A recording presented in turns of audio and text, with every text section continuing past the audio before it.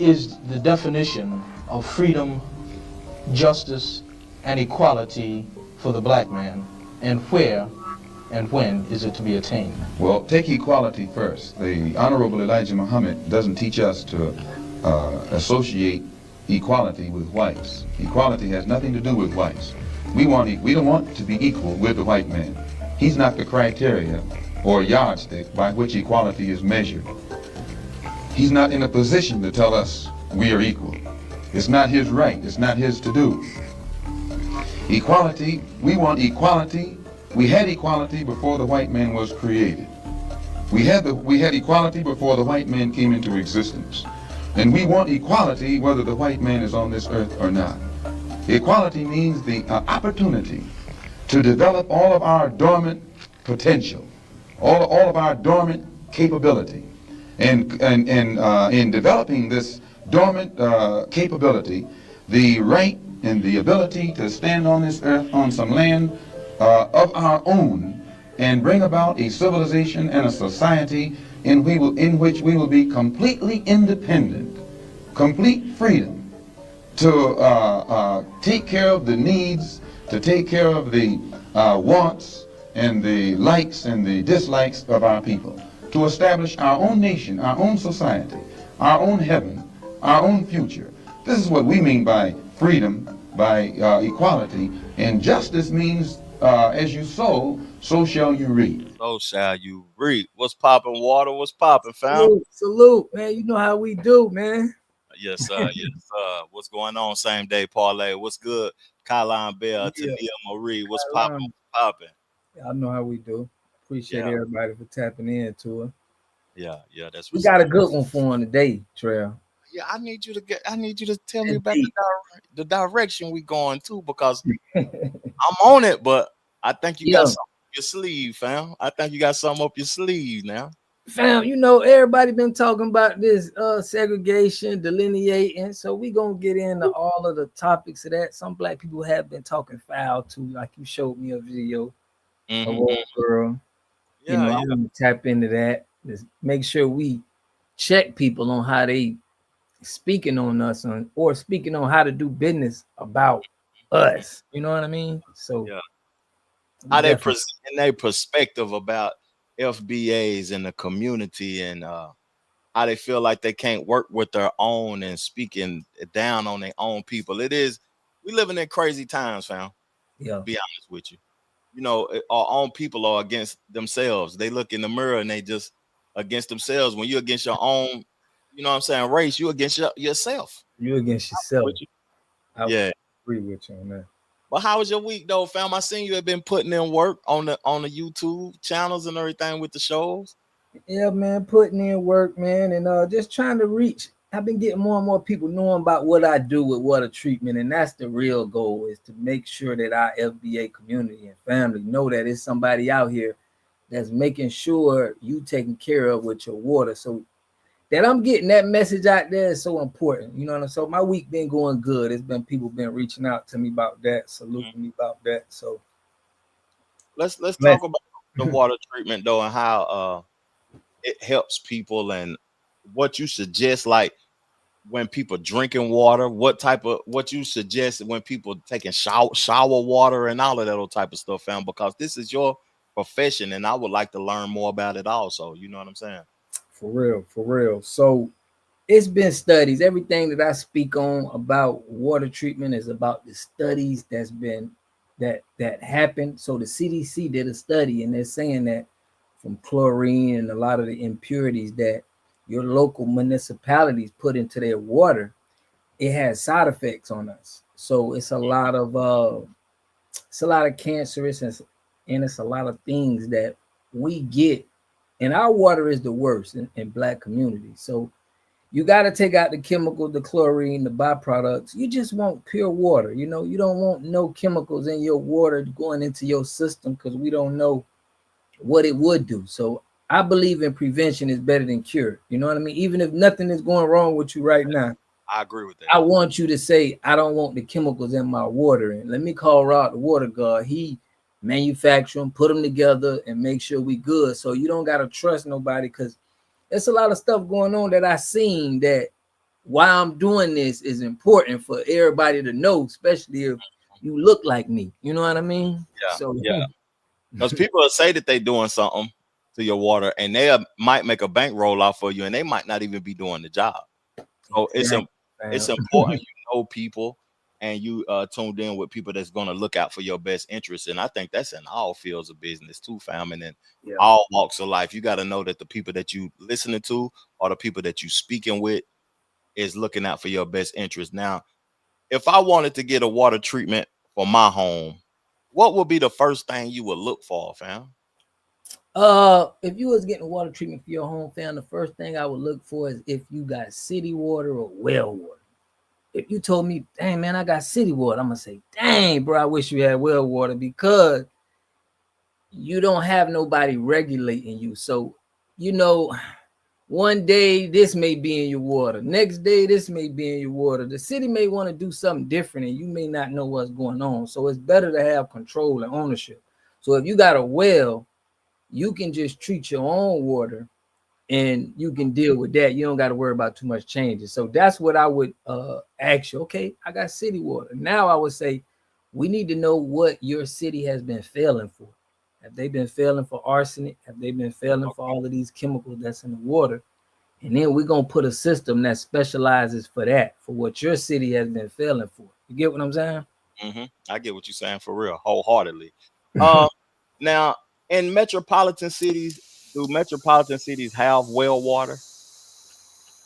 No. You got to live in the county or out there somewhere in the Yeah, you got to live in the area that hasn't been and some people think well water is bad. Like, I got to educate people, because there's some people I go to their house and they like, okay, listen, I got well water, but I got problems with it, man. I just want to turn it to the city, and the city will charge you to come out and make your water the city. But I got to tell a lot of people, like, look, no, don't do it.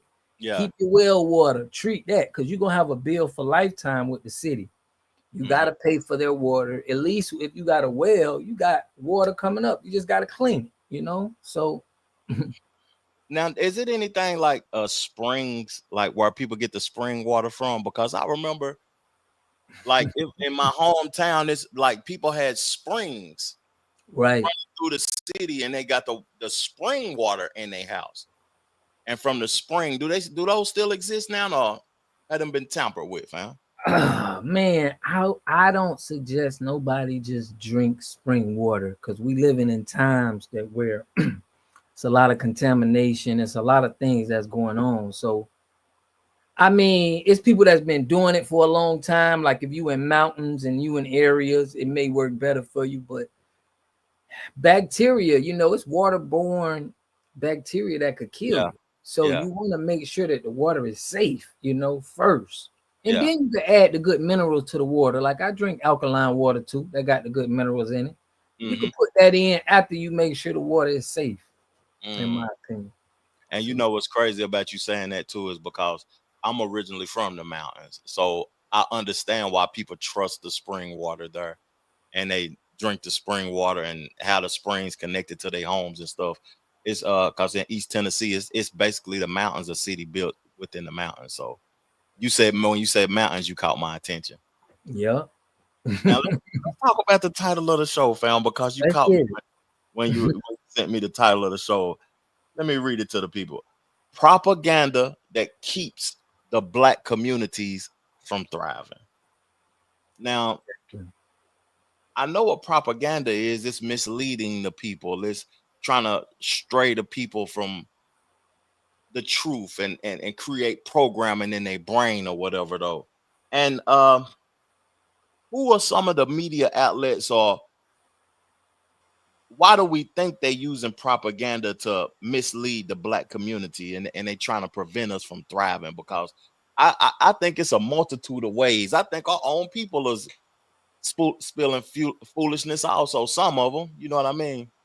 Fear mongering. That's a way where they propaganda, where they want to scare us to me feeling like, you know, we gotta be on your side because you giving us this information and it's gonna make us, you know, be able to get manipulated, you know, use more. And I feel like that's what all of the the higher ups do with as far as the boule and political the subject. So that's what I feel about how propaganda is affecting us. Because when we hear all of this information, we either gonna do something or we gonna run. You know what I mean? Yeah, that's true. We're gonna either internalize it or we're gonna dissect it to make it fit our narrative or our beliefs or whatever. Because I question everything, fam. Some people think that I'm wrong by that. They be like, I'm looking out for your best interest, Trev. I want you to win.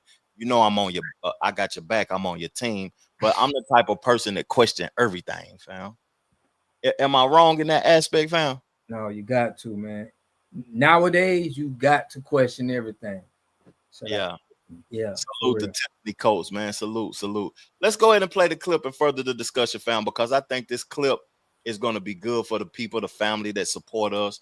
And it's just an interesting conversation. It's kind of a long clip, but we here though. We might have to play it twice. Let's get it. Turner had to flee the U.S., go to Europe, all to avoid the Black community and their toxicity.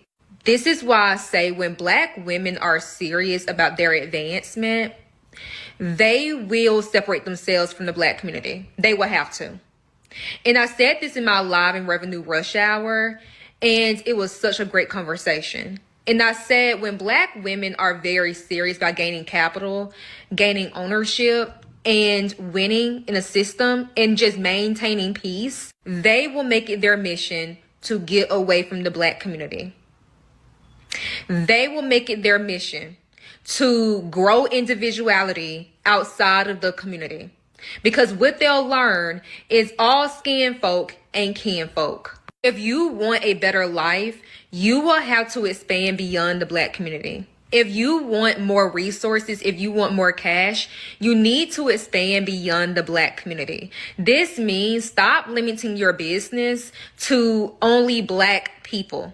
Stop limiting your dating to only Black people. Stop limiting everything down to the Black community and understand individuality and expand. This will open you up to much more opportunities, much more capital, and much more cash. We are the only group without a wealth code.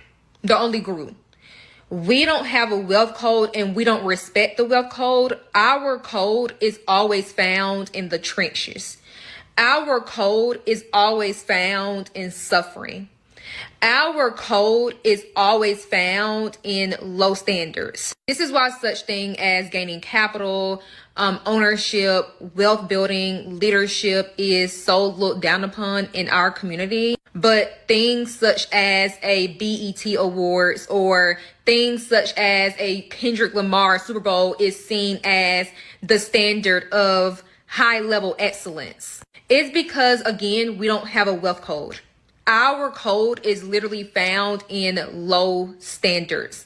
And this is why every group has been able to surpass us, is because they have a wealth code. This is very transparent. Anytime you hear a Black person try to argue how Black capitalism is so detrimental and now Black capitalism won't save Black people, it's like, why are you so against Black people creating wealth and capital for themselves? And that is why I say when you are a Black person and you are serious about advancement, you need to separate yourself from the community as soon as possible.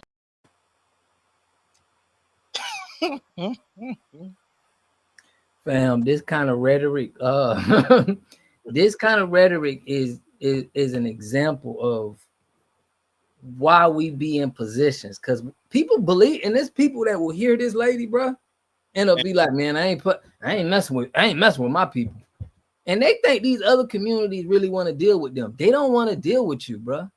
You go trying to be kissing they behind, they gonna do you. Listen, you gonna get a rude awakening. Yeah, that's true. Know?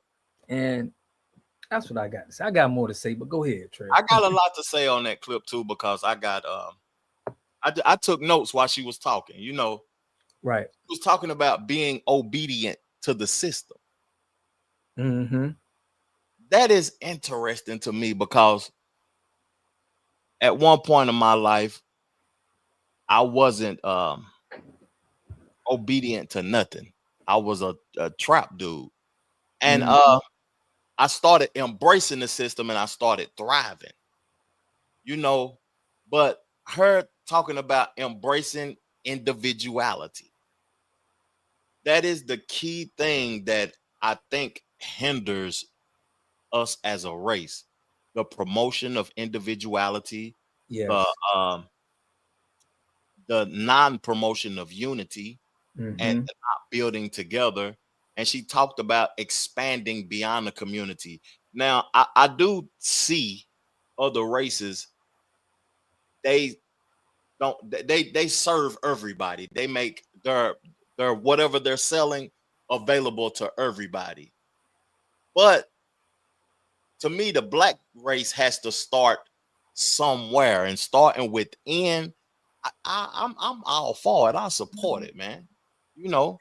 Definitely. Now, listen, I'm for it too, but I've been see a lot of people haven't really been out here selling to a lot of cultures. So I must speak from experience. Okay. Ain't nothing wrong with, like, if you got a service and you a real businessman, you're going to do business and you're trying to make a profit for the business, right? Yeah. But what I'm saying is, if you ever sat down with a Chinese person, you ever sat down with Indian people, you ever sat down with these races and tried to do business with them like you were, just like it was anybody else, you would understand that they got a culture where they want to spend their money with their people. Facts. And if you go to anybody who in the sales and what I'm doing and making sales and going to different cultures and making sales, you will know that it's cultures out here that spend money with their culture only. That's They don't true. care. They standing on that business. And they Mhm. not talking like this lady right here. You get what I'm Yeah. saying? And you can't sway their thought process. Yeah, You can't sway them. exactly. You know, I had some neighbors. I live in a multicultural community, but majority of the people is black. You know, majority of the people is black, and I live in a real nice community. I ain't even get ready to cap, and I ain't trying to brag. But Right. some my neighbors was Indian, right? And they got up out of the neighborhood and moved to an all Indian neighborhood because they wanted to be amongst their people, to grow and thrive. And they hired an Indian real estate broker and everything. It's just that those people are more they more into a system of unification instead of the thought process of individuality. When she said we the only group without a code, our code is the trenches, suffering and low standard. I totally disagree with that young lady statement. And I got that clip from Anton Daniels, and he agreed with everything she said. Wow.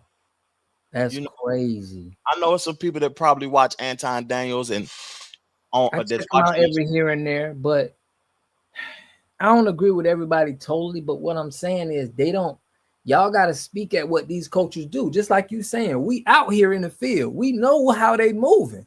Mm-hmm. These other than us, they're moving in unity. They don't move like us. There's not a lot of options. You know what I mean? Like right now, I know for a fact, my customers, my clients is white and black mostly. It's Mm-hmm. other, but pretty much is white and black. Those certain kind of Indians and Chinese, like you said, they make sure they support their own. So I think she sounds weird and looks weird when she's gonna go out here. Let me see her try to go out to the Chinese and Indians and try to sell them her pitch on what they're doing and see how they operate business. Go to the Jewish community and try to sell them some things and food and see what they say to you. See, Yeah. you know what I mean? Yeah. Yeah. That they are more like when you do business with them, they want to be the dominant person in the business deal. They don't want to be servants to nobody. Like if you own a business and you hiring people that's not your race or white people or whatever, they're gonna feel like lower than because they have to work for a black person. They don't even want to work for you if you do own a business or whatever. So it, and that's part of the reason certain businesses fail, because our own people might not support us. Then we can't get other races to work for us, and then they don't want to spend with us, and that's part of the reason certain businesses fail. But we got to keep striving and keep fighting, to be honest with you. And I like what these brothers talking about in the comment section. He said William Johnson said he be wishy-washy I believe Daniels. Call into the show, fam, and give us your perspective. You see the number right up under me, 954-637-3420. We would like to hear everybody's perspective on that clip we just played. And I would appreciate it if y'all called in, man. And my boy Avatar said Anton Daniels' views on things be iffy. That's real talk. Real talk. Sell to all, buy from black. That's true, man. That was like, she said Tina Turner had to move out the country because she had to stray away from her own people. You know, like the title of the show, The Propaganda. If only thing you view is the foolishness that's on YouTube, or you watch the news and you see the murders and things, you'll start to believe that the majority of your community is standing on bullshit, and that's not that's not reality, to be honest with you, though, fam. Facts. Because if I start looking at stuff, I'll be like, they done arrested him for the RICO. He done killed such and such over here. This person done got shot in Memphis last week. These people I'll be like, man, these dudes are straight on board job. But sometimes you got to focus on the positive stuff and focus on people that's doing positive things in the community, fam. Real talk. Facts. My opinion. Yeah, I agree, fam. Hey, but you know, I watched your live. I think it was last night. You was talking about gang culture. And you had been talking about the Divine Nine as of recently. Yeah. And you know, my thoughts about those things, because you know I only do a podcast a week, man, and I wanted to vocally. I didn't want to just text you in the live chat or whatever, though, but I wanted to vocally tell you, what percentage of our people do you think is in these groups hindering the progression of our people? Because I think it's a lot, fam. So I feel like with the Divine Nine and our intellectuals, I mean people that go to colleges and they, you know, they go to get political jobs and higher ups. I believe that is the 10% of the influence that I feel like they want to control the 90. But then we got the bottom is the real control. You get what I mean? The influence as far as on the young people, you know. So I feel like that's where the streets come in. And I feel like once they have those two, once you got the bottom and you got the top, it's like these are influencing you. You know what I mean? Yeah. So the middle don't got no power, really. It don't mean nothing. And even if you do come out the middle, it's just so much you got to overcome, because you got Greek gangs and you got regular gangs. So it's like how it's tough to overcome these people and fight for your people. You know what I mean? To change some things. You know, when I was in Tennessee last week, I was in Tennessee. I went to go visit my mom or whatever. And I thought about you and all the things that you've been talking about on your platform, because we was at this nice hotel. It was a Hilton Suites in Knoxville. And they was having a meeting. You know how people can rent out the little space or whatever. And it was the AKA girls, black girls. And I was like, damn, this is interesting. Like, my boy been talking about them on his platform lately, and it's like 60 of them in there, and they was talking and having meetings and stuff. And I was like, so this stuff is really, but Knoxville, Tennessee is a college town, so it's expected. Right. But I want to ask you a question though about that. How many, because you just seen them right in there, and you was like, dang, they claim that they do a lot of community work. If you hear them talk, what have you ever heard of, or what have you ever seen any of these organizations in your community do that you was like, dang, I'm seeing them in the community? Like, have you ever seen them in your community? Now I want to, you know, I don't want to talk bad about my community that I grew up in, or not even your community. I mean, anywhere that you have, like, because you seen them in the hotel and you was like, oh, that's who Rob was talking about. Have you ever seen them to where it was like, man, they putting in community work, or they doing something for the people? You get what I'm saying? Nah, I haven't never seen. I never seen. Right. That's all right. You know, I think I think the black church is a problem too. If we want to talk about it, if we want to take it there, you know what I'm saying? Because they inheriting the money, millions and millions upon millions, and the community looks the same, or they ain't buying the community. Like if I was your pastor, you know, we get ready to buy this whole block instead of keep expanding on the church so you can come here and spend your money, the congregation. I would want, but that's what they is that what they do, fam? We're gonna add another wing to the church next year. Yeah, it's Instead of spending $2 million on that wing, you can spend a couple of million on this neighborhood and help these people evolve and get them in a better situation, though. Even though I don't even want to use the word help, because people gotta want to be helped also, though. Yeah. I agree. Mm-hmm. I agree with that. Yeah. Oh, some Kylan said they definitely involved. That's why they gotta go to college to be one nowadays. Yeah. That's you true. got to be certified, man. You can't just be a preacher. You know what I mean? That's crazy. I didn't know that you got to have a certification to be a preacher now. Yeah, man. You got to go to school, bro. You can't just be a preacher or pastor. Like, yeah, you got to, some things you got to do. That's crazy. Mm-hmm. I didn't know. And it's a tax exempt business, man. Goodness gracious. Did you know, I played my biggest clip on my channel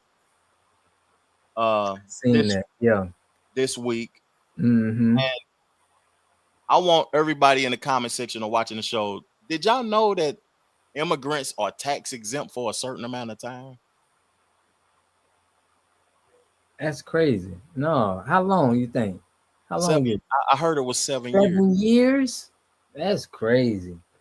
They gonna have to straighten us on this taxes, black people. You know what I mean? Yeah. Ain't no way you gonna get to come to this country for 7 years and not pay taxes. Yeah, but we've been paying taxes forever though, and some of us owe taxes. Some of us making payments on taxes. Right. Yeah. I know about paying taxes, man. I don't even want, man. It hurts me, to know that. Yeah. I don't ever get that money every year like everybody else, man. But it's all good. I should have put the clip up of Slim Thug, man. That he was on Billy D platform because it's necessary. I don't think your people had heard it. I went over that. I did go over that on one of my lives, but that's cool. I did go over that though. About the reparations. He think black folks don't need to get reparations. Yeah. It was interesting to me because I think that a person is at a lack of knowledge to think that black folks don't need reparations, even though you may not need it specifically. It goes back to the conversation that lady was having about individualism. Most people be thinking about themselves. When when I listen to people talk, fam, and I said it just now, when I listen to people talk, I listen to how many times they reference themselves. The reason I do that, fam, is because when you listen to people speak and they say I, me, and mine, they exclude you from the conversation. Excluding this. Yeah, man, we got somebody calling in, but you right about that. I feel you. To accept, press 1. To send a voice. Yo, you on the mic with Water God TV and Trail Jackson TV, man. What's good? What's popping? It was good, brother. How y'all doing? Good, man. Another day above water. Yes, sir. Yes, sir. Hey, man, what was Young Thug talking about? We black people shouldn't get reparations. That's what he was saying? Yeah. Slim Thug. Slim Thug from Texas. Slim Thug. Okay. Yeah, Slim Thug. Yeah, from Texas. Yeah. Okay. Yeah, okay. Slim Thug, yeah. He seemed like a big sense. You know what I'm saying, about the women and on some other stuff, but you know what I'm saying? He tripping on that. But I'm calling in because y'all I like the title of the show. That's classic. I like that. That's on point. Because we at that point, they talking about Trump about to put us back in the segregation, you know what I'm saying, or whatever.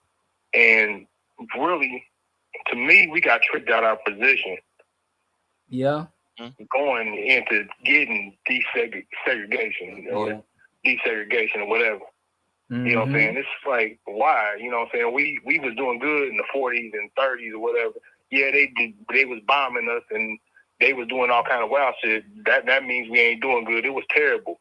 You know what I'm saying? Back then, it's hard to say that, hey, we need to be segregated. People ain't gonna like that, but we need to be segregated. We just need to be on our own level. But you know what I'm saying? The U.S. military is gonna bomb us. You know what I'm saying? So we need to have something to back us. We ain't got nothing to back us. That's the only problem, for real, in my opinion. That's true, because that's how they obtain their power, in my opinion, too, by violence and fear. You know, violence and fear is how they obtain their power. If they didn't have the military industrial system, we would have probably been done started our own communities. If they didn't have the power of the government, and then we got to a point where we wanted to start depending on the government, we would have had our own communities. But then you got the people like Robin talking about the Divine Nine and the gangs and all of these people. They want to be a part of the white power structure. You know what I'm saying? That was so crazy. Yeah, it's so crazy, man. And the point that I'm glad you put them videos up about the Divine Nine, because I noticed that on Pink Book Lessons. That lady said that he was part of that. And I thought about you because, you know what I'm saying, now that stuff needs to be put out there, because how they gonna let that street stuff ride, right? You know what I'm saying? The name is terrible, man. They ain't got nobody to check them. Black people check you. You know what I'm saying? My aunts and uncles, they still check niggas. You know what I'm saying? Now, that don't make sense. Right. You know what I'm saying? That don't make sense. You know what I'm saying? For real. You know what I'm saying? That should be checked. That little bit, that's a big thing, though. You know what I'm saying? Because they showing we just, what are y'all doing? Like, they making us look crazy. They making us look real crazy. Yeah, in front of these people. Like, see, when certain white groups see us, that's how they see us. How the Divine Nine do they little strategies and how they use black people. So they thinking we're them. Like, that's how people think of us. It's like we either the hood or we Divine Nine. Like, it's either those two. Yeah. Yeah, it's crazy, man. It's crazy. Yeah, I ain't trying to take too much time. I just had a question. You know what I'm saying? Y'all, that 1954, the education how to sell to a Negro, that came out in 54, and then 10 years later, we was segregated. I mean, desegregation. That's how that worked. So it was a plan for them to do that. I mean, we really, like, when I started off talking about that, we really got tricked out of position. We got screwed. You know what I'm saying? We screwed ourselves, though. You know what I'm saying? Lack of knowledge, though. You know what I'm saying? But to be psychologically screwed with this situation that we in.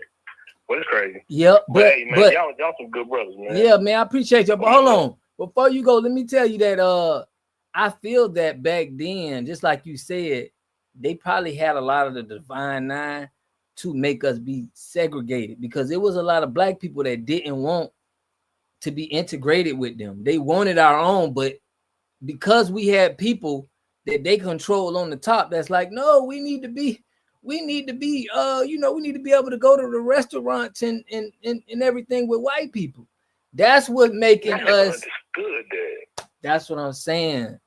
That's what made everybody think this is what we want. But it was a lot of people that did not want that at all. Yeah.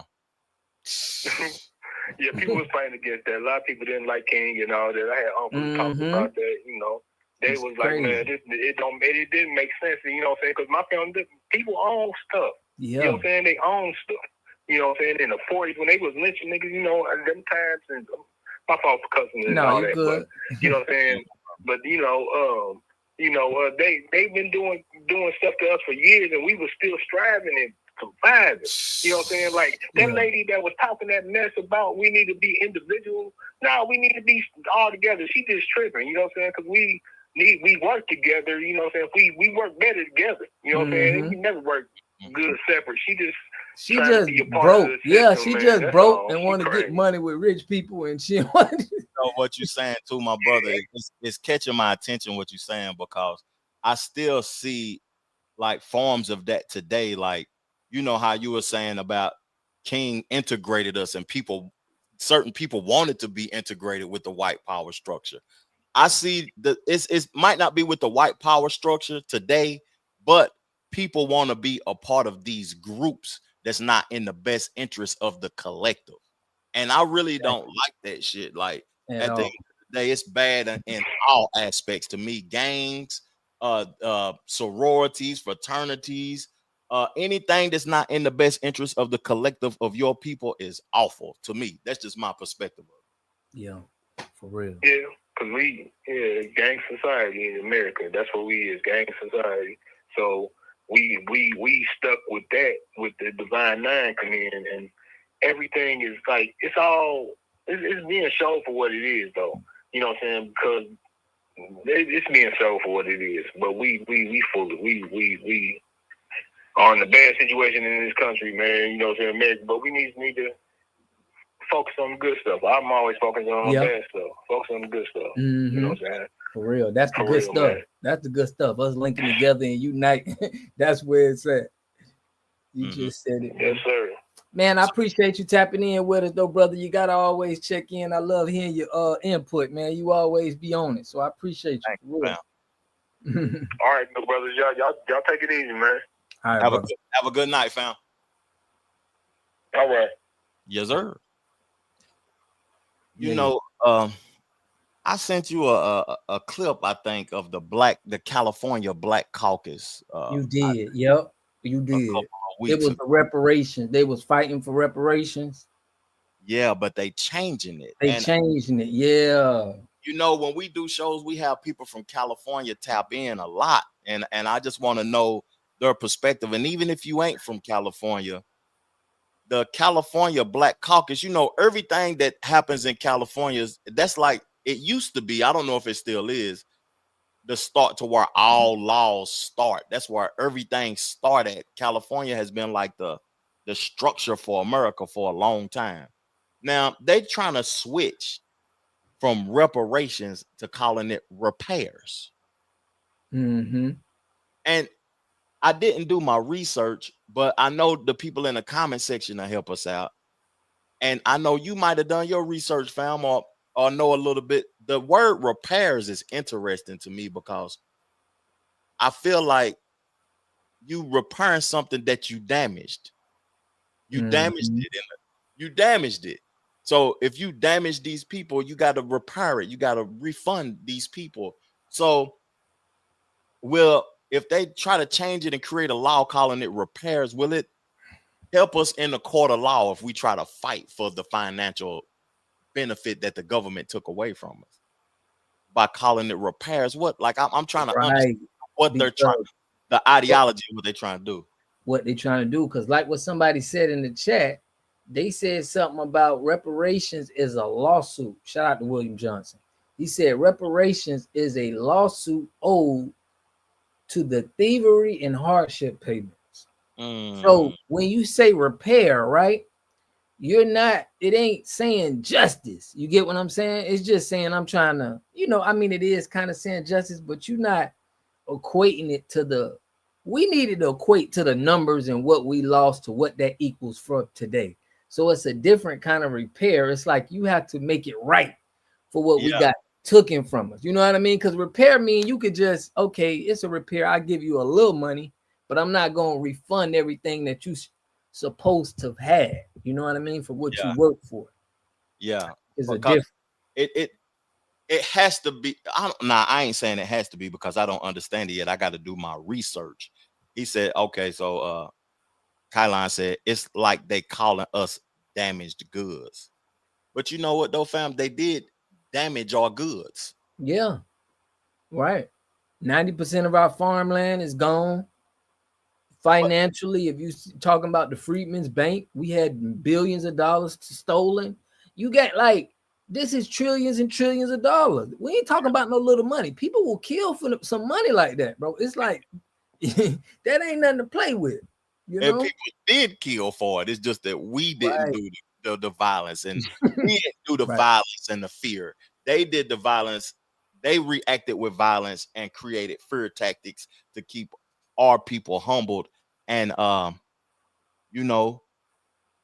goods was damaged. I like what he said. He said it's like they calling us damaged goods. We are not damaged goods, but our goods has been damaged through violence and fear. That's what I would say to it, fam. Yeah. What William Johnson say? Yes, restorations. Yeah, that's a fact, my brother. That's a fact. let's keep the conversation going, but let's lighten it up for a second and highlight somebody, fam. Okay. Let's highlight the brother. You know, what you think about like our FBA brother George Foreman, fam? What comes to your mind when you think of George Foreman? Because you know he just passed away. Yeah, man. R.I.P. to him. I think about a entrepreneur. I think about, you know, somebody who was a fighter. You know, he was a quiet man. He wasn't, you know, vocal as far as him speaking, but his work on how he hustled when he was in the ring and out the ring, yeah, was unmatched. You know what I mean? Like that said everything about him, about how he handled his business, you know? Yeah. No, they don't have no cause of death for him right now. They said that he died peacefully in the hospital or whatever. You know, he was a family man. He was a fighter. He was an Olympic gold medalist. He lost his first fight in the Rumble in the Jungle against Muhammad Ali. Yeah. But he gave Muhammad a beating too. That was a beating. Yeah, he did dirty. But you know, I wish, you know, I could have experienced that. I wish we had some people that could call in and tell us about that fight. Like what, because that was a fight in Africa, wasn't it? It was in Africa, man. My dad was telling me about that fight. He was like, that was the biggest fight. That's probably one of the biggest fights that has been in boxing. You know what Nelson I mean? Mandela at the fight. Yeah, man. That had to be a different experience. And you know, he came back to fighting at 46 years old and won a title. He won a title at 46 years old. One of the hardest punches. Yep. Who did he beat? Muhammad? No, not Muhammad. Did he? Was it? Muhammad wasn't fighting at that time. No, I wanted to say Holyfield, but I'm not that. It wasn't him. I don't know if it was Holyfield, but you know, to me, it's who you think was the hardest puncher of all time? Because I give it to George Foreman. I was about to call him George Floyd. I'm slipping. I give it to Tyson. Yeah. You know, that's interesting.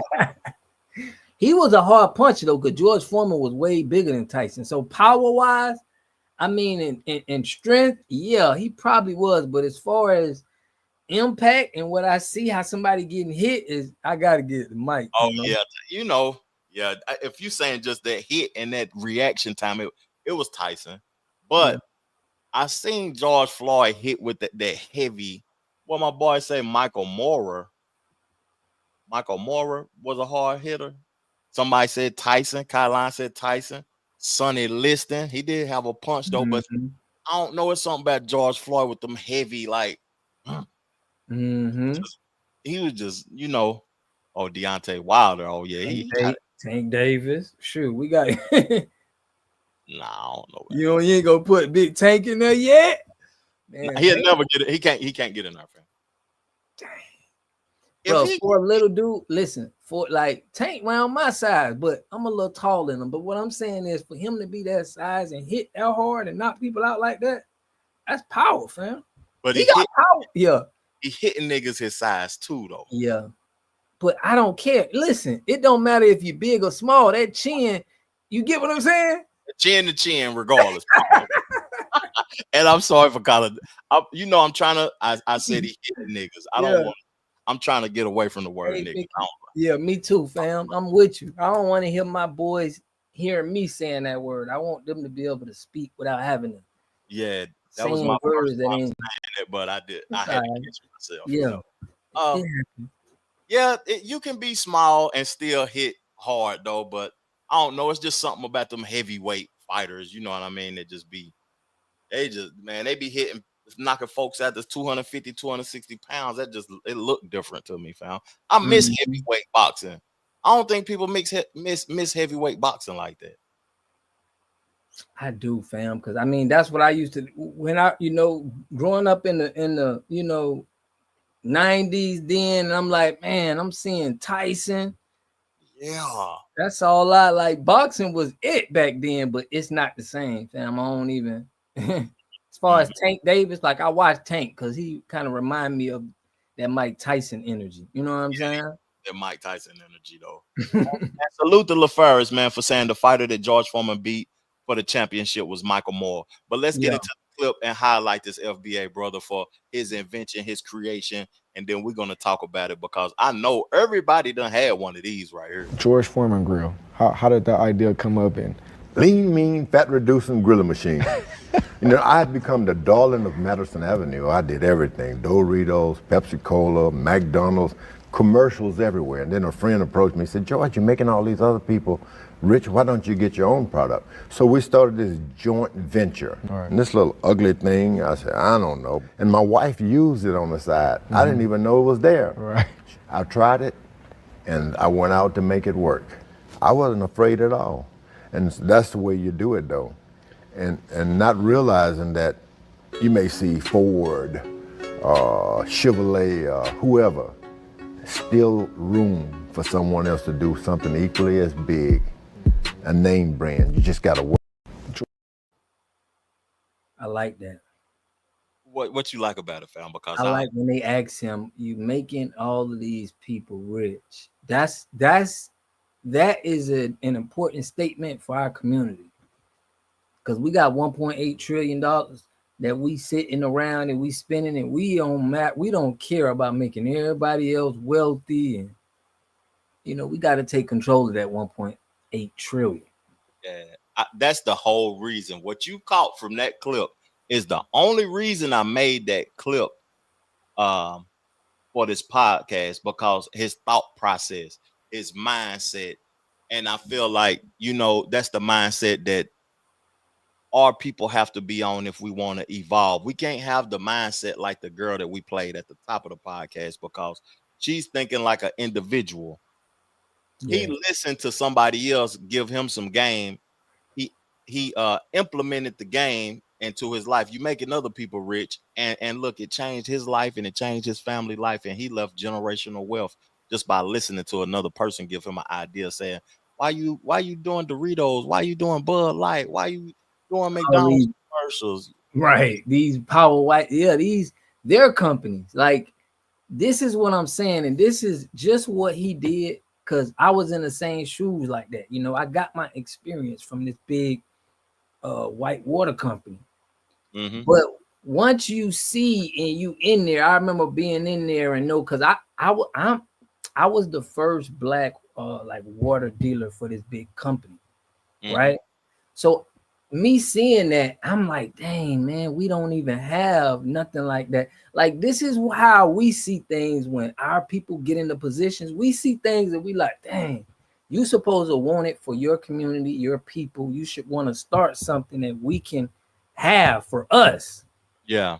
It don't make no sense for us to continue being a part of selling their product and we have nothing for us. You know what I mean? So that means a lot to me for that he did that, and we need more people to do this. And speak on how they did it and how they got the distribution to put it in these multiple places.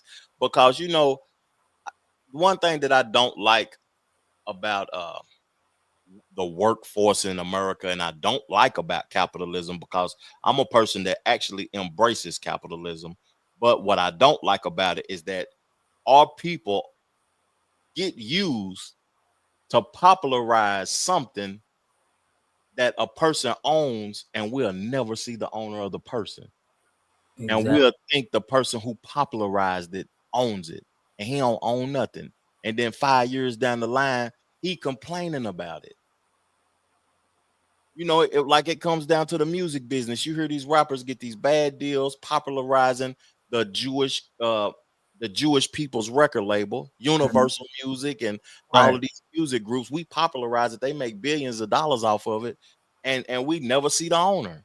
You work for the company, you work for some dude in Hawaii somewhere while you putting in your 8 to 10 to 12 hours or whatever you doing. And you on the flyer for the company. You in the commercial. They can't wait to put you there, give you $100 bonus to put you in a commercial. You know what I'm saying? It's just right. I don't like that shit. A walking billboard, right? But to that woman that spoke like that, she needs to be that and do that. She needs to go through that. What our people been going through with their record deals, what Angie Stone going through. She needs to go do that, go get ripped off and have that done to you, and then come back and let me see how you feel. Yeah, that's a fact. William Johnson said facts, and I like what Avatar said right here. Diddy and Ciroc. We thought Ciroc was Diddy's the whole time. Right. He ain't own nothing but a percentage in it. I went to you know, I went back home because I like bourbon from time to time, or I like a good glass of wine or whatever. And Mm-hmm. I went to a liquor warehouse when I was at home, fam. And I didn't buy nothing because they didn't have nothing I wanted. But Right. I looked on the shelf at the vodka and I seen Ciroc, right? And they got all of these different flavors and stuff that they selling now because they don't have the mascot for the company no more. Right. They have to have quality and stuff and have more flavors and stuff. I was like, yeah, they got strawberry lemonade, blueberry, this passion fruit, this and that. I didn't buy none, but I was like, wow, they don't got the mascot no more for it, so it ain't popular. And the shelf was full of it. It looked like they hadn't sold a bottle. They Yeah. have, man. Ciroc hasn't been popular since they got into their problems with Diddy. You know what I mean? Mm-hmm. But that's showing us how big of an influence we was. Because if they didn't have us, these people wouldn't sell nothing. You know what I mean? They wouldn't be able to sell. Everybody will be buying all our stuff. You get what I'm saying? But the problem, you know, that I have is that, man, all people want to be a part of a group, man. We want to feel like we belong to something, fam. You know, I don't got nothing against you for wanting to feel like you belong to something, but it got to be something that it's gonna benefit you, but it got to be productive to your people at the same time, though, fam. 100%. I'm 100% with you, fam. We can't just all money ain't good money. You can't go get money into something that's going to be detrimental to your people and thinking that I just got to pay my bills. I don't want to hear that. I don't care about that. And then you talk bad about the people that didn't get the opportunity that you got and you talk like they're less than because you got it. You know, that's weird to me. You know, Yeah. you can be up, but don't speak bad about your people in our reality. And you done got on. Yeah, what do you think about this statement? I seen and I did a show on this also too. Well, I did a clip of it. I gotta get it because I want to know what everybody think about this bad. Do you think you obtain success from hard work, or do you think you're given success?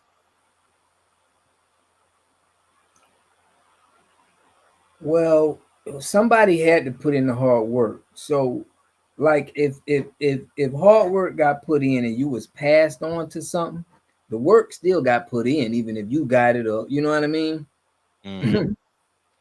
But that's what I'm saying. We can work hard for something, but we're not getting stuff and passing it down. You get what I'm saying? We can work hard, but they can work hard for it and keep it for hundreds of years. And I think that's the big difference. We could work hard for something, but in next lifetime, it ain't gonna be there. You get what I'm saying? You know, I got that.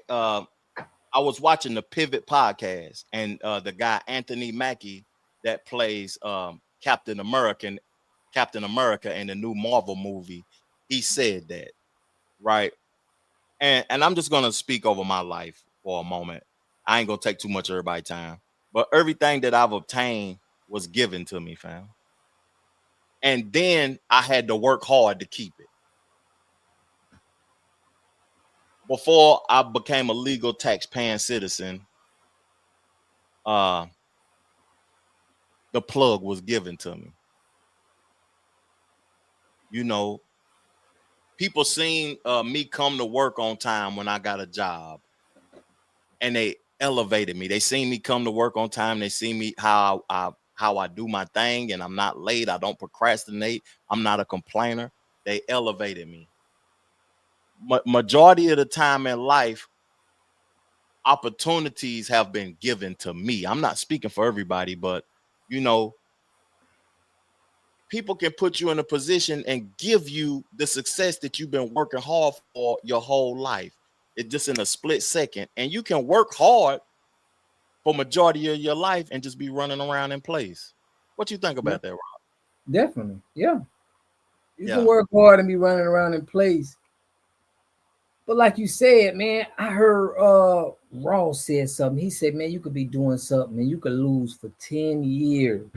But that one, you can have one good year. So, fam, I mean, you can lose so much, fam. I had like, I mean, I'm just saying, we got the opportunity to do something and we can still get the results by just staying loyal. You know what I mean? It's gonna come. Like whatever's gonna come, it may take longer for some of us. Some of us may be in a position to where, like you saying, you may get put on, but it don't matter. If you put in a certain kind of work, it's just a matter of time, whatever it is, before it pop. Boom, it pop. And it changed everything. Everything is different now. You wouldn't change it the time you had to do to get there for nothing, because it built to where you respect it, man. You appreciate it. Character. It built character. We need y'all, man. Call in. We need somebody perspective to call in on this. I want to read a couple of the comments found, and you know, just chop it up with the family. But please call in and give us. I want to hear somebody's thoughts. I want to chop it up with more people. Y'all thoughts on hard work versus giving. And let me read. The Department of, I can't read that, efficiency. I'm the first African American on my block. I'm the first Black to integrate HOA. I'm the first Black this and that, and addiction. I really don't know what you're talking about, man. I'm the first. We ain't Soldier Boy in there, man. We ain't worried about being the first, man. We worried about doing things with integrity and all of that, man. Your facts, TBI, Miss Mickey.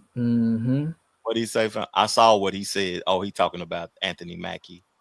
Eric Davis said 100 gatekeepers. That's facts. Eric Davis again, factor. TBI. It's a little bit of both. You got to work hard, but I learned you need a network to find opportunity. Let's talk about that for a minute, fam. You know, what's your perception of you know, even in the work world, or as an owner, operator, or as a person who owns his own business, how important is it? We need. I like my boy Gary. That's my boy. Shout out Gary. I hope Gary heard that too. What's more important? What's hard work? Is it given, or do you work hard for your success? How you obtain success? Working hard, or is it given? But what I was gonna say is that comment sparked my interest, Rob. How important is your energy when you in the presence of people, based upon them having a perception of you as a owner or a worker? Because that plays into the giving aspect and the working hard for it. Because if your energy bad and you working hard for it, you'll never evolve. But if you ain't even working hard at all, but your energy good, somebody might give it to you. Right. So I don't never say owner and don't put myself in a position to let people understand that. Because I put myself as I'm a worker when I'm doing business with people. That's just how I feel. Like it's not for me to say, you know, but you're gonna think that I'm not. You're gonna think that I'm just, you know, I got a team of people. It's not just me. You know what I mean? And I feel like that's important. Because it's not about what I do. It's about me helping you. But you said, how is it your energy around sitting in front of people? And how important is it, fam? How important is it? It's very important, because you got to put yourself in their shoes. When people see you as a boss sometimes and as an owner, this is what I experience, is they see you in a view of winning, or just not winning no matter what, or being able to take advantage. But if someone sees you as a worker, or sees you as somebody that's doing a job, they're more down to earth with you. They don't look at you as the higher ups. You know what I mean? Like a business, you know. So I think that's important, just to get business. But some people don't care, but some people do. You know, it matters to them that we on the same, you know what I'm saying? Yeah. My thoughts of why I was asking you that too is because, like, I think about a time I had a partner, you know, I used to work with, And he had been at this company that we had worked for like 25 years, but he was always on time. He was always positive. He always had good energy. And nobody before this president who came to the company liked him. But soon as this new president came in, he evolved him to the vice president just because of his aura, his energy, and his personality. And he was like, damn, you still right here, and you've been here for 25 years. You know how to do everything in the company. You know how to work the computer. You know everything to do, and nobody wanted to evolve you. And he just evolved them like that instantly. So I think that success could be given. You can work hard for it. You can obtain it in a multitude of ways, but it's just So interesting. you feel like it was given. So my point is, to that dude that you saying who got that position, he did something to me. This is how I see it.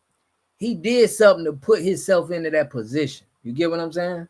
Because if he didn't do anything to separate himself, nobody would recognize him. You get what I'm saying? That's a fact.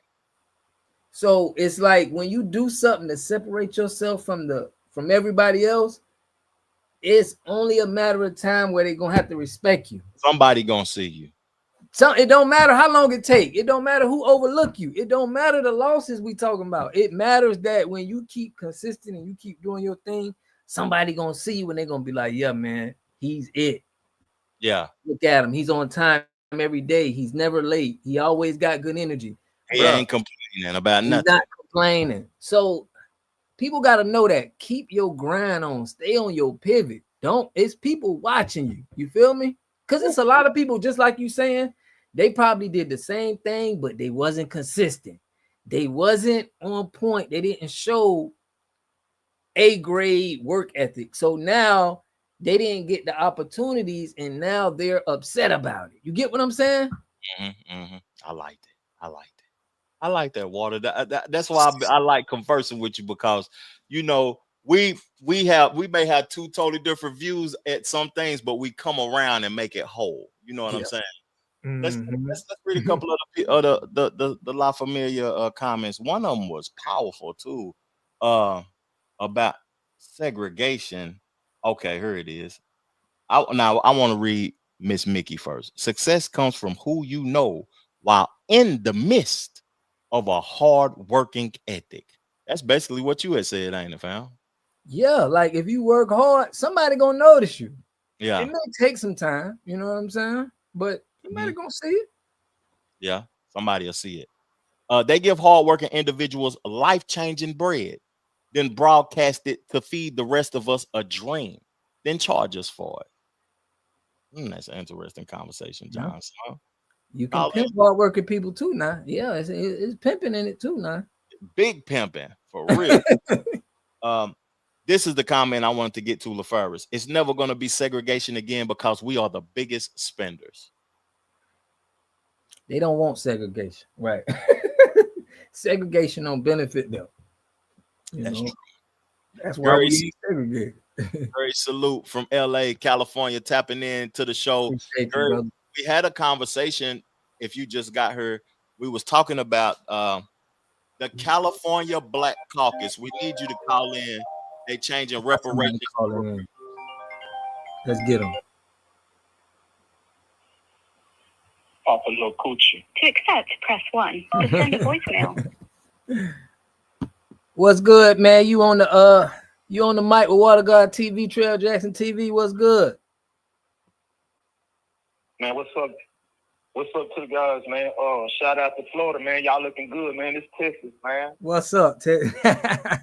Man. Y'all looking good out there, man. Florida always looking good, though. Fuck you talking about? Yeah. For real. Yeah, man. It's crazy because I look at your podcast. It's a perfect example of what we talking about right now.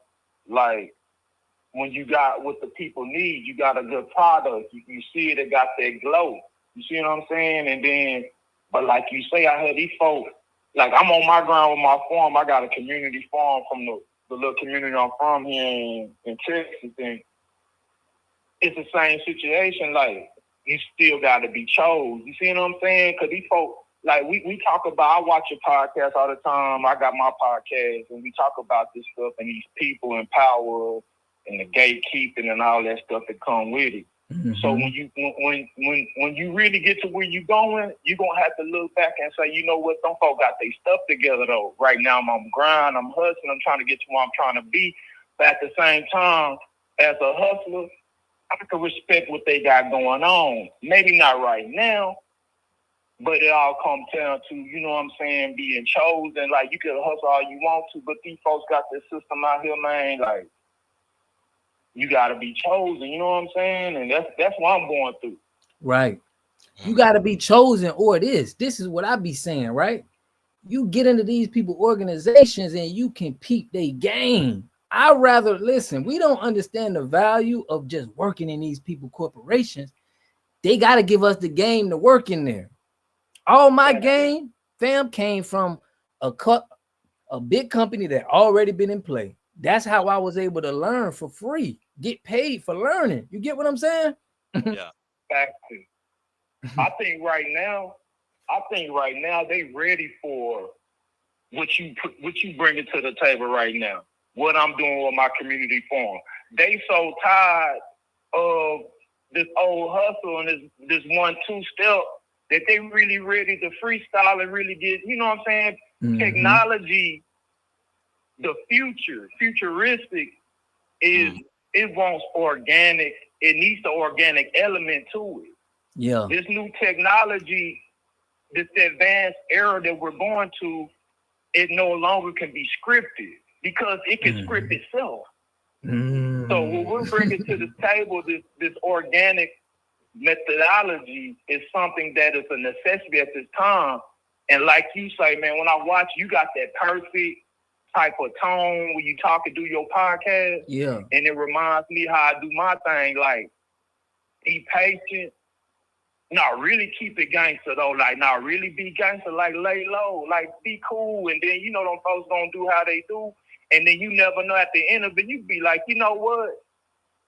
Good job. Y'all, I respect what y'all got going on over there because I was able to do my thing and other folks ain't able to get grizzy and do it, and in a way it really made me better. You see what I'm saying? Not really fucking with y'all, but just me having to struggle and exercise my muscle through it. Really, you know what I'm saying, not selling my soul. Like, exactly. It's the time like you call yourself water god. So the gods are returning right now. What the gods are bringing to the table is with this new era and this advanced technology day that we're going into, this organic methodology is needed. I'm going to get up out of here, bro. I'm going to keep watching you every day, bro. I appreciate you, brother. I appreciate you. Much love, man. Salute. One. Wish you asked the brother. I wish I would have known the brother's podcast, man. Yeah, man. We're gonna get him on. He gonna watch. We're gonna have to call back whenever you can, bro. Cause we trying to unite, man, for real. Like, shoot. I know the value of my people, and that's why I want everybody to know what I do. I want people to tell me what they do. Cause my goal is to unite us so we can bring things together and we can generate the wealth like we've been did in the 20s. You know what I'm saying? So what I do, fam, like me and my lady, we real estate brokers, right?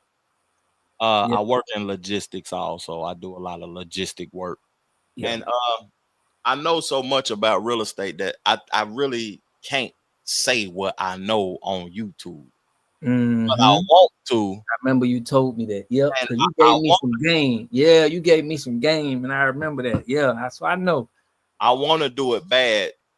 I won't charge all people a fee, but the knowledge that I know, it has to come with a fee because I can make somebody $100,000-$200,000 in a year or two, fam. Just offer just what I say. If they willing to do, you know what I'm saying, what I could tell them to do with home ownership and buying land and property. And we gonna have something for that because we gonna put something together. So that's something we gonna put together to educate the people because you're right, they need it, and we gotta have a database for our people to know how to make moves that we can't voice out to everybody. You know what I'm saying? We can't give everybody the plays.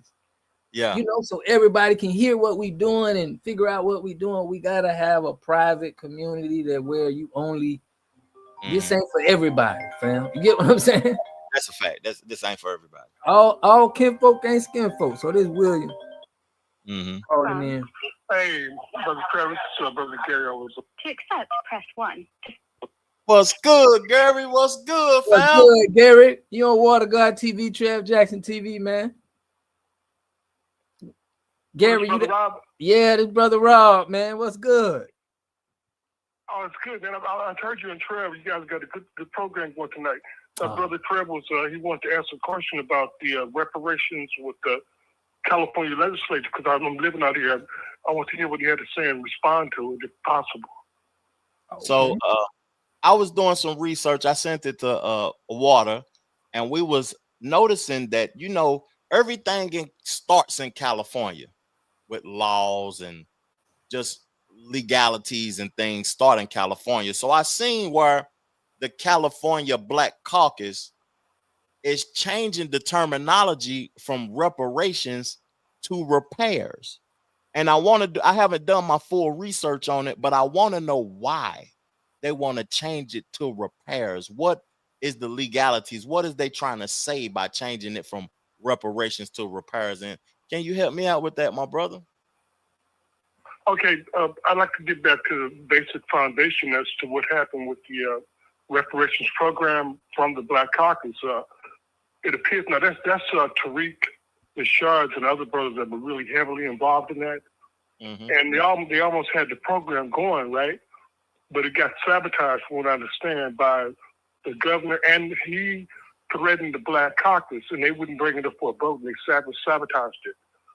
So from what I can see, it looks like they're trying to do some kind of damage control to bring it back in some kind of positive light. But we all know that they sabotaged the reparation program for California, which we had been working on that for a while. And so it looks like they're trying to do something to appease the black voters that they lost during the presidential election. And they're trying to do some kind of damage control. That's what it looks like to me, some kind of damage control. Does that make any sense? Yeah, it makes plenty of sense, because they abuse the word reparations out in California. And I seen where they supposed to had you know, past reparations for the people of that state. Like a year ago, they was talking about giving people certain amounts of money and everything all over the news. But the word repairs is what interests me, though. Why the word repairs, Gary? What you think about when you think of the word repairs? Oh, it's a totally different concept to me from reparations. Repairs, like, you know, you have a flat tire, you repair the flat tire. The reparations mean there's something more serious that happened, and you have to make an effort to give reparations for some serious damage that had happened. So it seems like they're what they call euthanizing, or using a softer word rather than reparations, repair. So we're going to repair because the damage wasn't as hard as you think it is. But I think they're trying to cater to the black voters.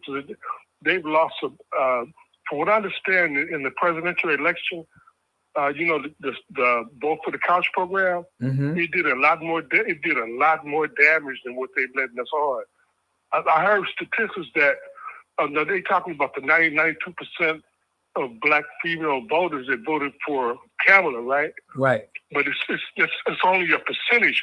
The actual number from the statistics that I heard was 3 million black voters didn't show up in the presidential election. That is huge. If the 3 million black voters that voted for her, she would have been elected. Yeah. And they know that, but they're trying to cover it up. I was listening to a political analyst that broke it down and said, we did that. The voters on the couch did it, plus the percentage of voters that voted for Trump. They swung it. It was more than, they said if Trump had got 5% of the African-American black vote, he would have won. He got 5% plus. Yeah. You understand what I'm saying? Yeah. So he was already in line. And from what I understand, their statistics, their in-house statistics, never had Kamala in the lead at all. And that's one of the reasons why they kicked off all those billions of dollars that she misled her her contributor saying that she was in the lead, but they had the numbers from their internal statistics that said she was never in the lead. And so they're trying to, as far as the terminology on the repairs is concerned, they're trying to make a bridge back to get us back on board with the democratic privatization. Exactly. And I don't think it's going to happen. I don't think it's going to happen. I don't neither. And they'll try to use a different terminology and still not give the people that specific anything, not specifically give us, but they'll change the terminology. Right. Yeah. But and it's constantly they're trying to get us on board to fight the deportations. We ain't right. We ain't holding nobody else's. You know what I'm saying? That's when it comes to the deportations. They just about lost us. You know what I'm saying? And the so-called 92% of the female vote that went for Kamala, they're trying to switch our progress around that we made in defeating her. They're trying to say we're not down with you guys because you refuse to vote for her. So they're switching our victory around and trying to claim it. Mm-hmm. But it's not really going like they wanted to go. They really want to get us on board to get us to fight against deportations and to fight against the DI program, which never benefited us. Mm-hmm. It was supposed to benefit us. You know, the DEI program, it benefited white women, gays, everybody but us. Yeah, that's a fact. And so a lot of us have woken up. Mm-hmm. So I think they're trying to make some kind of effort to get us back on board, but it's not going to work because too many brothers and sisters have woken up to what was going on. Fast. And we were kind of tired from the okie doke. Even the brothers and sisters out here that are part of were part of the Reparations movement. We saw that they sabotaged it. Mm-hmm. It got to the point where they're supposed to put it up to vote for the state legislature, right? Mm-hmm. And the Black Caucus up under, from being bullied by the governor, they put it so we didn't go for a vote. Mm. And that was the California Black Caucus. If one understand it did that. I didn't know Tariq was a part of the California Black Caucus. I didn't know that, fam. Thank you for educating me on that. No, he was in the movement. I'm talking about the Reparations movement. He was in some of the brothers and sisters that were heavily involved in that, from what I understand. Because he's out here. He lives out here. Mm-hmm. Okay. So he's going to be on top of everything that goes out here when it comes to Foundation of Black Americans. Okay. He's going to be involved some kind of way or another. That's why I got a lot of my information from listening to his program, brothers and sisters that are affiliated with him. Yeah. Mm-hmm. Hey, Gary, we appreciate you supporting us every time, man. I enjoy when I see that 2-1 when I see that 213 call in. Man, you a real intellectual, Gary, for real. You the top intellectual we got in the group right now, man. So we gotta hold on to you and protect you at all costs, man. I appreciate it, brother. You know, you made that, brother Rob. You made me go talk to the elders, because of my Blackfoot affiliation. That I'm a Blackfoot, you know that, right? Yeah, you told me. Made me get. I did not realize how honorable that was until you broke it down for me when we had that discussion.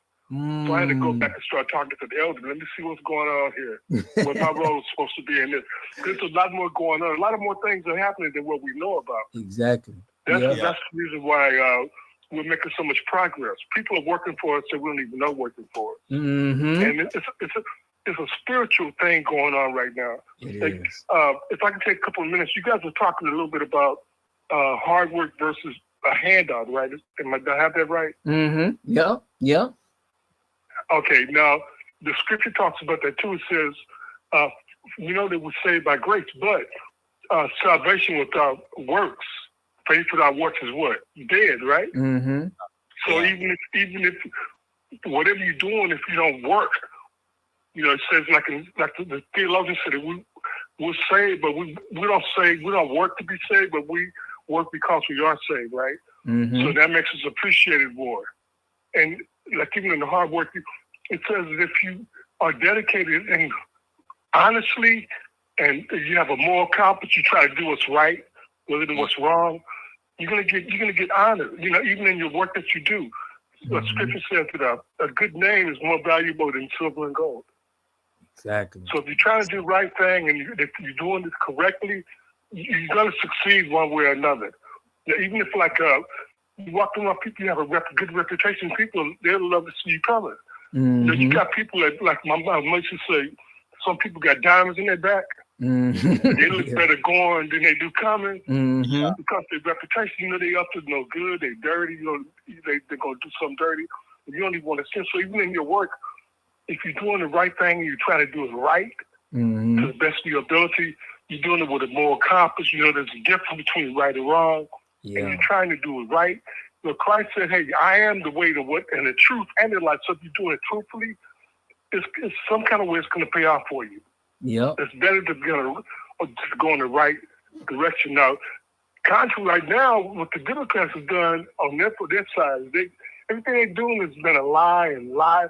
I'm just responding to a sister that emailed me a post that she sent, and it was about some lies, right? I said, why did you just keep lying? Tell the truth. Right. Because they want to be deceptive. And so a lot of people think like that saying out of chaos order, that's not true.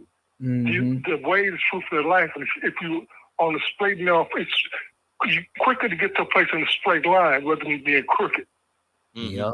Does that make any sense? If you're doing it right and you're just going right to it and you're being honest, but if you're being shady and crooked, you're doing all these curves, it's going to take you longer to get there. If you get there at all. If you get there at all. Yeah.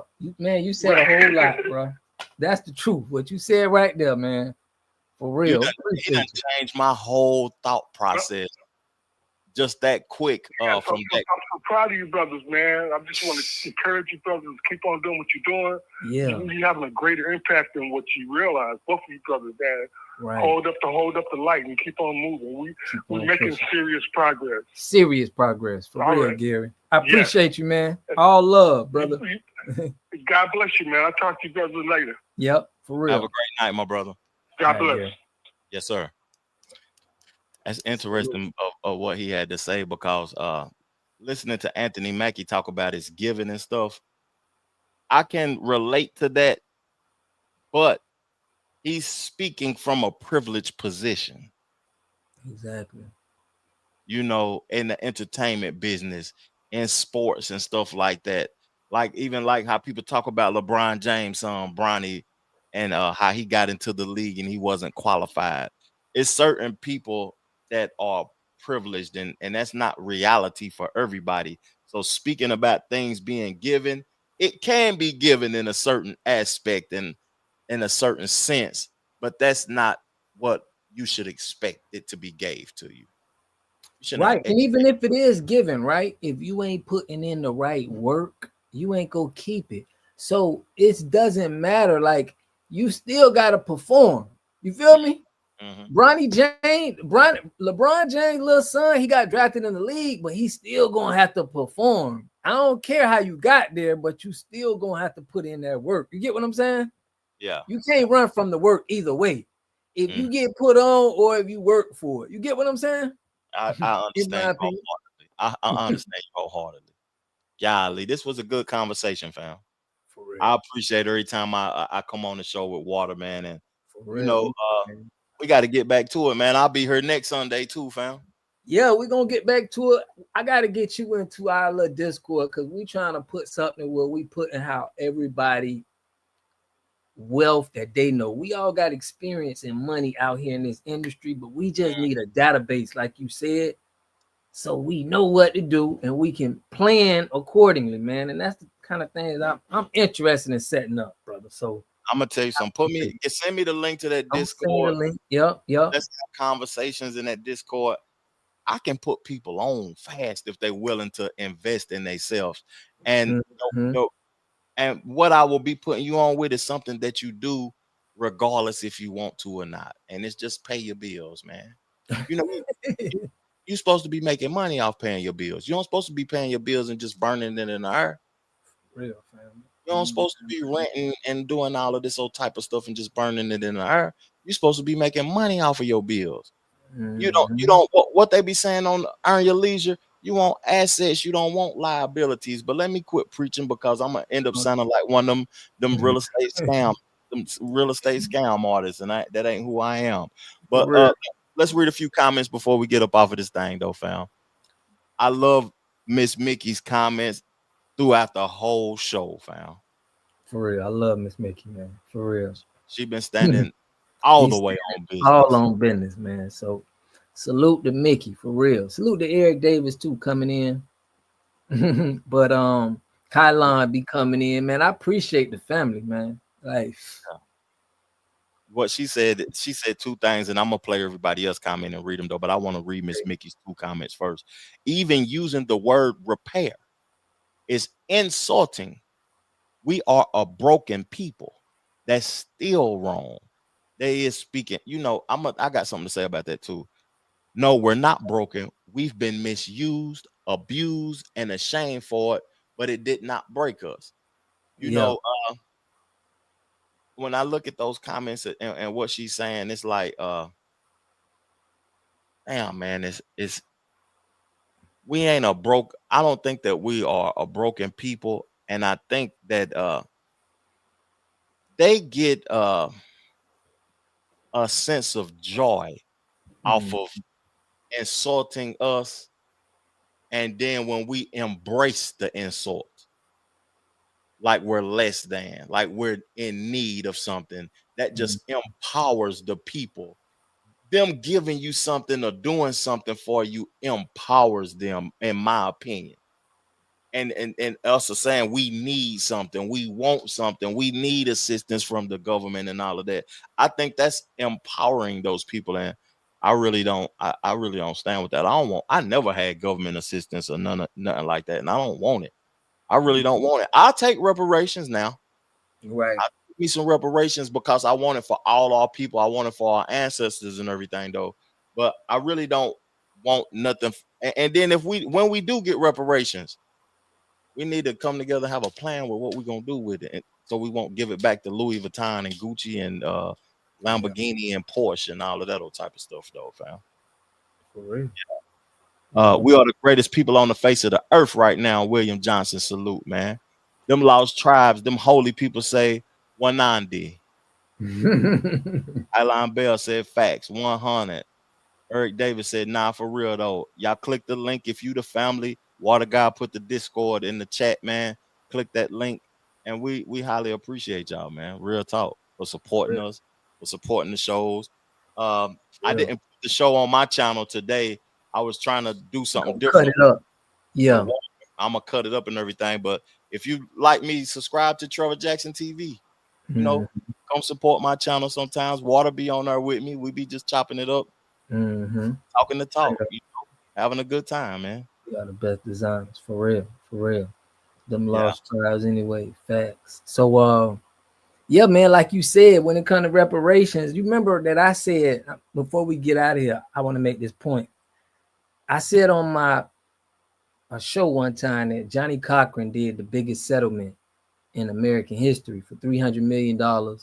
It was a town in Anniston, Alabama, where the same company that give us the jab, what's the name of that, start with a P, Pfizer, they was dumping some stuff around these people water, and a lot of our people got sick. And you know, Johnny Cochran was the one who came in, sued the state, sued these big companies, and it was a 300 million for like 18,000 people. And it was about, that only equated to like 9,000 for an adult and 2,000 for a kid. But it was $147 million that 18,000 people had. But that money was gone. After that, broken up, because the other one went to the courts, the lawyers and everything like this.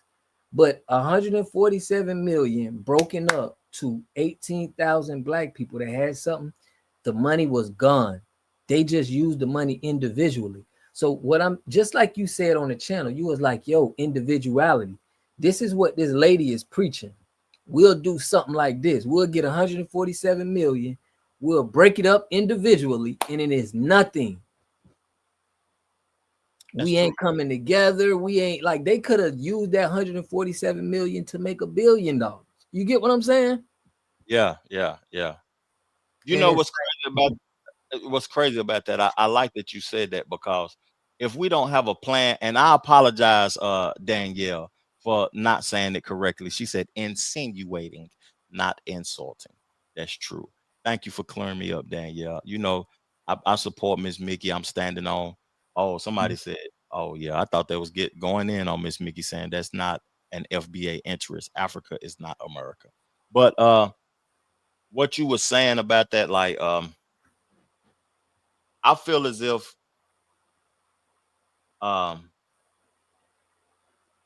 where was we going, fam? I don't forgot that quick. I was telling you how black people got 147 million. Yeah. I'm back. No amount of money to me can help a people evolve if they don't know what to do with it. Because this may seem hard to believe what I'm gonna say, but it's people that's millionaires living check to check. Did that sound? No, okay. Fam, you right on point. Yeah, it's people that's millionaires that's living check to check. So if you don't have a initiative, if you don't have a plan with what you're doing, if we ever obtain reparations, then we just gonna spend it and it's just gonna go away, fam. That's all that's gonna happen. And I like the topic and the perspective that you gave with Johnny Cochran winning the biggest lawsuit settlement ever, and then that money disappeared, didn't it? Disappeared. And people, Anniston, Alabama is still, poverty. It didn't that 147 million could have did so much, bro. But we don't have the education on when we get money, what to do. We got to unite. We got to understand what to do with that money. $9,000 to me is way bigger to have 147 million with a group of people than with me one agenda. Right. Than me having 9,000. Everybody in the hood got $9,000. That's nothing. Yeah. I don't even want the 9,000. Put the money towards an agenda that's going to help us in the long run. Exactly. That's how we got to start thinking. But individuality, that lady that you showed, she's going to have people thinking like that. And that's what's going to get us nowhere.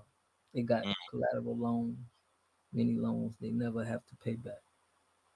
Yeah, that's true. Man. It's been a great conversation, man. Always, man, for real. I learned I'm thinking, I'm wide open thinking. I'm just thinking of how can I assist and what type of legacy I want to leave and helping our people and stuff like that, because I'm guilty for some of the things that I preach now. You know, I had a rough childhood in the hood, fam. Yeah. And when I got some paper, the first thing I wanted to do was get away from these heathens. That's what you know what I mean? And these are my people. But they were stealing my cars, busting in my windows, shooting at me. You know what I'm saying? Trying to kill me, the only thing I wanted to do was get some money and leave. And now I look back at it, and I don't blame all people though. I don't blame the people's actions. I blame the circumstances of the environment. Because if they wouldn't have been in those circumstances, they wouldn't have never been hungry wanting to do those things. You know what I'm saying? To me, they wouldn't have never been desperate as the way they is. And at that time, it was actually my fault, because I look at these rappers and I look at people with money wanting to go into these impoverished communities and promote that you doing better than another person. And you got on this outfit and you wearing jewelry and you pulling up in this car and you pulling up into the poor communities. Whatever happened to you, you don't deserve it, but you're asking for it. My opinion, fam. Yeah. You're right. I mean, I can understand, but it's just part of what we got to change. We got to understand the value in the hood, because they're doing gentrification. So if we keep moving out, right, what's end up going to happen is we never going to have nothing of our own. So you're going to go to a community around everybody else, and now you subject to all type of, different things, that because you're around people that, you just wanted to be around because of financial reasons, but they clicking up. They not thinking like that. They already got a crew, bro. You can go into I went and tested water in this lady's house, right? And she told me how this neighborhood, white neighborhood, right? They click together in that they already know who on their street and everything, from like they know like if somebody is growing weed and they're like they are already working together trying to figure stuff out. And I'm telling people that they don't think people are uniting, like seriously, you know what I'm saying? Yeah. And they just want to get away from their people, but now you pray because you don't know how these people moving. You get what I'm saying? I get what you're saying clearly, because wine went down my throat the wrong way. Good. You know, when I was in Tennessee, that's the ideology I had, because crack and gangs messed up my neighborhood, and then I moved. But now living in Charlotte, I live in one of those communities that you just explained, fam. Right. Everybody know everybody. You fought too loud in my community, we all gonna smell it. Okay. For real, fam. We just it's a sense of family. You know what I mean? And everybody bring ideas together and stuff like that. And it's a sense of family, but it's I hate that it's not all our people. It's majority of our people. You know, Charlotte, North Carolina, it's probably 50-60% black. So the whole city is your community at the end of the day. And I just want to say I live in one of those type of communities that you mentioned, man. In North Carolina, bro, it's a history of what them people been doing up there to black people. So it's like it's history. History happened last week, and I'm trying to get off the mic, but I got one more. I got one more topic for the people, and then we gotta go, fam. Yeah, for real. Our channels both started receiving a hell of a lot of traction during the California fire time, right? Yeah. Probably a little bit before that, but around that time we started getting traction on both of our channels. Now we've been silent about the South Carolina wildfire and the 4,200 acres of land happened, right? Yeah, that happened last week, right? Yeah. In a state that got probably more black people than any state in the country. So who land that was burning down, fam? What they do? Are they trying to make a smart city like how they did in? That's what I have seen. What you sent me, I was like, dang, what is another smart city? That's what they said. Yeah, but they also calling it slave cities. So who gonna be working in them smart? You know what I'm saying? Oh man, she said it's y'all turn now. Why we need therapy, Miss Mickey? Mickey said, I hate to be that guy, but ever since just what they on in the chat? What they on some? Yeah, she wilding. Women and men talk. Black women, he made women go to therapy to fix ourselves. This y'all turn now. Damn, we need therapy, Miss Mickey. Salute though. We all probably need therapy, post-traumatic. The hurricane wiped out whole towns in South Carolina too. Whole towns, fam. Damn. They get ready to do something with that land. That's all I want to say. They're gonna do something with that land. And I'm gonna have to do my research on the reparations and repairs this week. Do my research on the South Carolina fires and stuff like that. And I'm gonna get really prepared for next Sunday so we can do a 2-3 hour show. We can do another show. Definitely. And we want to get that Discord to y'all to where we keeping it on wealth building and we trying to just implement strategies and do things. So let's keep it around wealth and uniting. You know, we don't want to get too far and put so much stuff that where we don't know what's going on. So just be mindful in the Discord. Yeah. Make sure that we doing some, we talking about wealth, uplifting and, getting everything together. Most definitely. For real. Yeah. That's and I'm getting ready to click that link in the Discord too and be able to, let me do it before we get off the live. And salute to Miss Mickey too, because I just clicked it. I agree with her too, though, because I feel like that in relationships also. You know, to before you move forward in any aspect in life, you gotta heal, man. Yeah, I Real. agree with her. She right. And and We and, and both. Black people in general, we got kids that need to heal, bro. It's kids that seen things that, because I always give my experience of what I seen in my neighborhood, and it made me. I know I instantly went to school and was doing things. We got kids that need to heal because they seeing things in our community as well. yeah, that's facts. Hey, man, but what you saying though, Water? Man, P, I done lost script now. Always pushing health, wealth, better understanding the self, man, and giving praises to the Most High. And you know my saying on my channel, I say peace, love, plenty abundance. Make sure you go get you some money, and I'm gone. Chill. Is the definition of freedom, justice, and equality for the black man, and where and when is it to be attained? Well, take equality first. The Honorable Elijah Muhammad doesn't teach us to associate equality with whites. Equality has nothing to do with whites. We don't want to be equal with the white man. He's not the criteria or yardstick by which equality is measured. He's not in a position to tell us we are equal. It's not his right. It's not his to do. Equality, we want equality. We had equality before the white man was created. We had equality before the white man came into existence. And we want equality whether the white man is on this earth or not.